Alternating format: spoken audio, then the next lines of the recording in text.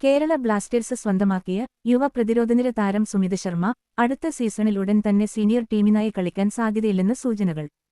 അദ്ദേഹത്തിന്റെ പ്രായവും ക്ലബിന്റെ വികസന നയങ്ങളും കണക്കിലെടുത്താണ് ഈ നീക്കങ്ങൾ.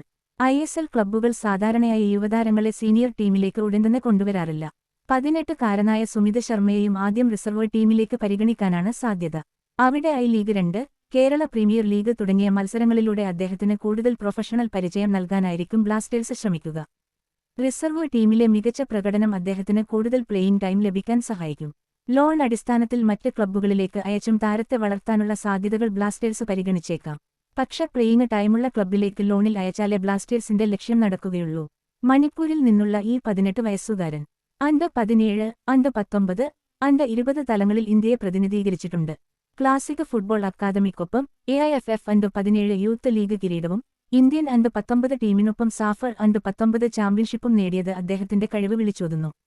ഏജ് ഗ്രൂപ്പ് ടീമുകളിൽ കളിച്ച പരിചയമുള്ളതിനാൽ വളരെ പെട്ടെന്ന് തന്നെ താരത്തിന് അനുഭവ സമ്പത്ത് നേടിയെടുക്കാനാവും. അതേസമയം കേരള ബ്ലാസ്റ്റേഴ്സിന്റെ ദീർഘകാല പദ്ധതികളുടെ ഭാഗമാണ് സുമിത് ശർമ്മ. ഭാവിയിൽ ടീമിന്റെ പ്രതിരോധത്തിലെ ഒരു പ്രധാന താരമായി അദ്ദേഹം വളർന്നുവരുമെന്നതിൽ സംശയമില്ല. എന്നാൽ അതിനായി കുറച്ചുകൂടി സമയം കാത്തിരിക്കേണ്ടി വന്നേക്കും.